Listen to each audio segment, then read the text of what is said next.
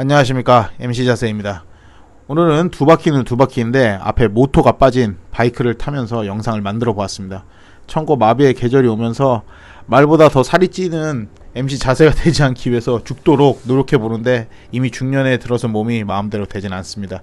저는 이전에 운동을 할 때 부상으로 인해서 양쪽 십자인대 팔과 반원상 연골 손상으로 두 무릎을 수술했습니다. 그래서 뛰기와 등산 등 운동은 할 수 없고 체중을 줄여야 되는 판정을 받았습니다. 어떻게 해서든 체중을 줄여야 하는 처방을 받았는데 이게 퇴행성 관절염으로 가지 않기 위해서 그런 거거든요. 앞에서 말씀드린 것처럼 잘 안 되네요. 그래도 아직은 의지가 있어서인지 어떻게 해서든 운동을 해봅니다. 그 중에 이 사이클 운동은 참 좋은 것 같습니다. 사실 저는 자전거를 막 전문적으로 이렇게 타고 하진 않습니다. 자전거를 타게 된 계기가 이전에 잠깐 제가 부평구청 쪽에 살았는데 거기서 지하철역까지 한 900m 정도가 되는데 이게 버스를 타기도 애매하고 걸으면 또 시간이 좀 걸리고 그래서 와이프랑 술 한잔하고 들어가다가 옆에 자전거 수리점에 중고 자전거 일명 아줌마 자전거라는 굴러가기만 하는 중고 자전거를 6만원 주고 샀거든요. 앞에 바구니 달리고. 그래서 그거를 이제 출근할 때 지하철역에 타고 가고 출근했다가 올 때 퇴근할 때도 지하철역에서 집까지 타고 오고. 근데 어느 날 그런 생각이 드는 거예요. 제가 이제 출근도 그때 반포를 했는데 여기 이거를 내가 탈 수 있지 않을까? 왜냐면 한강이 자전거 길이 잘 돼 있는데 그래서 부평구청에서 반포까지 자전거를 타고 가면 40km가 좀 넘더라고요. 그래서 이거 충분히 가능할 것 같은데 그래도 내가 최대 나왔는데 그거 뭐 그러면서 나름 이제 허세를 좀 부렸죠. 그래서 어느 날 한번 타고 가봤습니다. 왜냐면 제가 전에 있던 직장은 학교여가지고 샤워 시설이랑 이런 게 다 있었어요. 그래서 가서 씻고 옷을 갈아입는 것도 뭐 걱정은 안 해도 되는 거여가지고 출발을 했습니다. 아라뱃길을 지나가지고 이제 도전하는 코스인데 오전 7시 40분까지 출근해야 되니까 직장 7시까지 도착해야 돼요. 그래서 계산하면 새벽 4시에 나가면 괜찮겠다 해서 한번 나갔는데 한 3시간 걸리더라고요. 그래서 집에 이제 출근하고 문제는 집에 또 다시 타고 가는 게 엄청 힘들더라고요. 그래서 한 80km를 이렇게 탔는데 이게 제가 주위에 이제 로드를 타시는 분이 있었거든요. 물어보니까 일반인 치고는 굉장히 빡세게 탄 거였더라고요. 로드 자전거를 타면은 좀 더 빠르게 속도도 나고 좋을 수 있다 그래가지고 제가 그때부터 이제 로드에 입문해서 시작을 하기 시작했습니다. 사실 그리고 제가 그때 아줌마 자전거를 타고 가니까 이 주위에 막 어떤 자전거 타시는 분들이 좀 연세가 있으신 분인데 막 자전거 타면서 야 비켜 막 그러면서 빵빵 그러면 막 엄청 무시하더라고요. 왜냐면 이제 복장도 그냥 반바지에 티셔츠 입고 타니까. 제가 사실 가장 싫어하는 부류 중에 하나가 뭐 운동 좀 한다면서 실력은 그냥 청계산인데 장비는 무슨 에베레스트 등반 수준으로 그냥 장비빨 빨고 남의 이목만 집중시켜가지고 막상 그 스포츠를 대충 하는 사람들을 정말 싫어하거든요. 아마도 제가 체대 출신이라서 그런 것도 있는 것 같아요. 그래서 이왕 할 거 막 프로급은 아니지만 그래도 기본적인 장비는 사자 해가지고 와이프가 운동한다고 하니까 한 대 사줬습니다. 되게 기본 자전거인데 아직까지 잘 타고 있습니다. 한 10년 됐습니다. 근데 사두고 처음에는 좀 많이 탔는데 지금은 거의 방치만 돼 있는 녀석입니다. 이거 한참 제가 부평구청에서 반포까지 탈 때는 그래도 한 2시간 안에 끊었었죠. 그때 막 갈 때 코스. 그런데 이제 작년에 저희가 김포로 이사 오면서 여기 길이 또 괜찮아요. 그래서 출근 전에 운동 좀 할 겸 사부작거리면서 타고 있습니다. 그래서 날씨도 이제 좀 풀려서 열심히 타줘야 할 것 같습니다. 뭐 집에서 그 김만장까지 맨날 모이는 김만장까지 한 10km인데 왕복 한 20km 되죠. 그래서 아침에 좀 운동 좀 하고 있습니다. 여기 타고 가는 길이 굉장히 좋습니다. 옆에 철책에 막 근데 지뢰 막 이런 거 적혀 있거든요. 그게 살벌합니다. 이 군부대가 지키고 있어서 혹시 이쪽 출신 분들 진짜 여기 지뢰 있습니까? 궁금하네요. 제가 얼마 전에 여기 쭉 가다 어이없게 깔았습니다. 오토바이도 몇 시간대 안 깔고 안전하게 타는데 유독 자전거는 몇 번 깔았습니다. 자전거는 제가 타는 것 중에 가장 위험한 것 같습니다. 진짜. 여기 김포길인데 계속 달려서 갑니다. 길 굉장히 좋습니다. 사실 여기 가다가 이 앞에 쯤일 거예요. 제가 여기에서 깔았어요. 이게 어느덧 달리다 보면 속도가 좀 붙거든요. 자전거도 속도가 상당합니다. 오토바이는 신호체가 있는 도로를 달리는데 자전거는 그런 게 아니잖아요. 그래서 굉장히 위험하더라고요. 그리고 뭐 브레이킹을 하면은 바퀴도 얇고 하니까 옆으로 슬립도 많이 나고 조심해야 될 상황이 많아요. 가다가 여기서 오르막길이 나오거든요. 이제 저는 이제 길이 아무도 없으니까 굉장히 그러니까 과속을 하면 안 돼. 과속을 해서 가잖아요. 근데 그 앞에 오르막길이 있어요. 근데 옆으로 가는 길이 이 길로 옆으로도 가는 것처럼 돼 있어요. 근데 앞에가 철책이 막혀 있거든요. 그래서 안 된다 그러고 오르막으로 꺾다가 바로 자빠져서 슬림을 했습니다. 봐주십시오. 자전거 타시는 분들 이거 도로의 앞에 좀 이러면은 이렇게 간다고 표시나 뭐가 있어야 되잖아요. 안 그러면 절로 가잖아요. 저 그냥 가게 생겼거든요.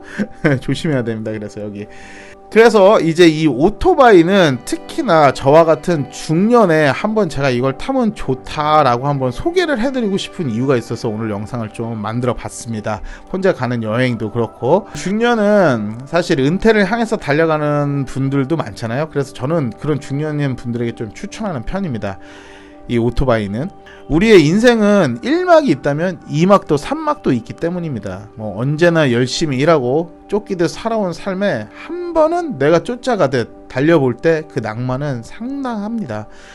또 추천하는 이유 중에 하나는 중년이 넘어가면서 이제 영블러드일 때처럼 과감하거나 무모하게 운행할 수는 없어요. 사실상 본인 스스로 자제를 해야 하기 때문에 상당한 자제력이 길러집니다.